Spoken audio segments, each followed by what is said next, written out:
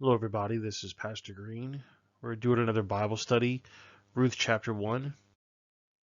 Make sure you subscribe to my channel. Click the notification bell. That way you get updated whenever I post a new video. Like the video and also comment. Even if you say hello, thumbs up, thank you, smiley face. Whatever you comment will help with the algorithm. Ruth chapter 1, verse 1. Now it came to pass in the days when the judges ruled that there was a famine in the land, and a certain man of Bethlehem, Judah, went to sojourn in the country of Moab, he and his wife and his 2 sons.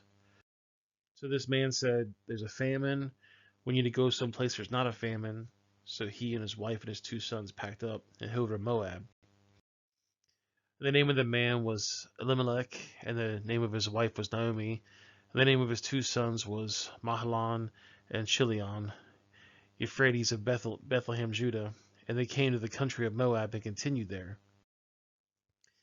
And Elimelech, Noe's husband, died, and she was left with her 2 sons. Now at this point, she's like, wow, what am I supposed to do? Because the man's the one that made all the money, and it was just her and her 2 sons. And they took them wives of the women of Moab. The name of the one was Orpha, and the name of the other was Ruth, and they dwelt there about 10 years. So these 2 sons probably want to help their mother. They went out and got jobs. They went out and got wives. That's what people do. They wanted to help their mom, so they went out and got jobs and wives to help around the house. And Machlon and Chilion died, and both of them, and the woman was left with her 2 sons and her husband. But now she's in another situation now. She's got 2 sons that have died. She's got a husband that's died, and it's just her and the 2 girls. And then she arose with her daughters-in-law, that she might return from the country of Moab, for she had heard the country of Moab how the Lord had visited his people in giving them bread. Wherefore she went forth at the place where she was, and her 2 daughters-in-law with her, and they went on the way and returned to the land of Judah. She said, God lives in the land of Judah. Let's go back to where God lives. Maybe he'll help us out. There's these laws in Deuteronomy and Leviticus that says you're supposed to help the fatherless and the widow. Maybe we can get help there at the temple. And Naomi said to her 2 daughters-in-law, Go, return each to his mother's house. The Lord deal kindly with you, as you have dealt with the dead and with me. She's saying, girls, you're young. Just go back home, find yourself a new man. I'm going to go back to my homeland. We're just going to part ways. You've been real nice to me.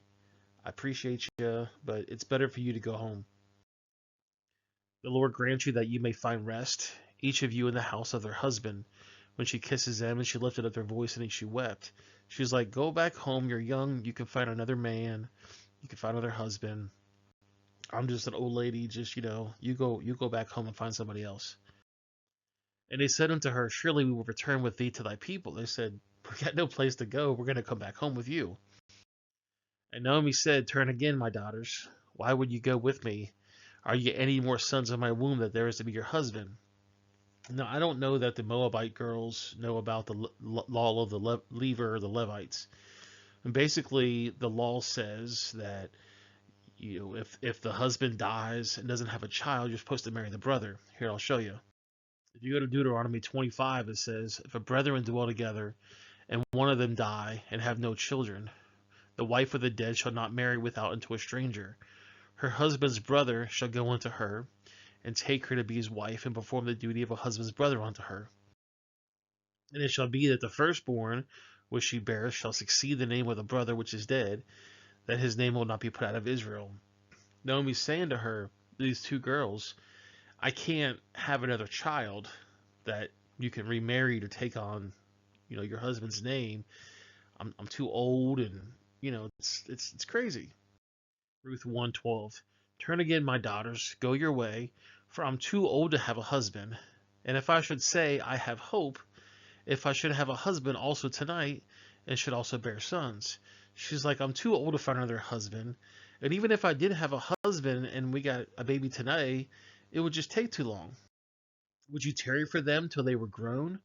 Would you stay for them for having husbands? Nay, my daughters, for it grieveth me much to your sakes that the Lord has gone out against me. She's saying, even if I went and got a husband today, and I had a baby today, you still got to wait 16 to 18 years in order to marry the boy. You're not going to wait that long. to have a new husband so you can have a child with him to help with the father's name. So it's a pointless endeavor. Just go home to your home country, find a husband there. It's going to be easier for you. And they lifted up their voice and they wept again. And Orpha kissed her mother-in-law, but Ruth clove to her. And she said, Behold, thy sister-in-law is gone back to her people and unto her gods. Return thou after thy sister-in-law.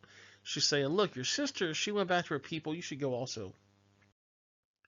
And Ruth said, Entreat me not to leave thee, or to return from following after thee. For whither thou goest, I will go, and where thou lodgest, I will lodge. Thy people shall be my people, and thy God my God. She's saying, Ruth, you've been a great mother to me. I want to stay with you. Wherever you're going to go, I'm going to go, and I'm going to worship where you worship and sleep where you sleep. And when thou diest, I will die, and there I will be buried. The Lord do so to me, and more also, if aught but death part me and thee. She's saying, no matter where you're going to go, I'm going to follow you, and the only way that's going to separate us is death. When she saw that she was steadfastly minded to go with her, then she left speaking unto her. So the two went until they came to Bethlehem. And it came to pass, when they were come to Bethlehem, that all the city was moved about them. And they said, Is this Naomi? Now remember, Naomi and her husband's been gone for many years, at least 10, because they said they stayed there for at least 10 years. And she said unto them, Call me not Naomi, but call me Mara, for the Almighty has dealt very bitterly with me. And Mara basically is a word for bitter. I went out full, and the Lord has brought me home again empty. Why they call me then Naomi, seeing the Lord has testified against me, and the Almighty has afflicted me. So Naomi returned, and Ruth the Moabitess, her daughter-in-law, with her, which returned out of the country of Moab. But they came to Bethlehem the beginning of the barley harvest.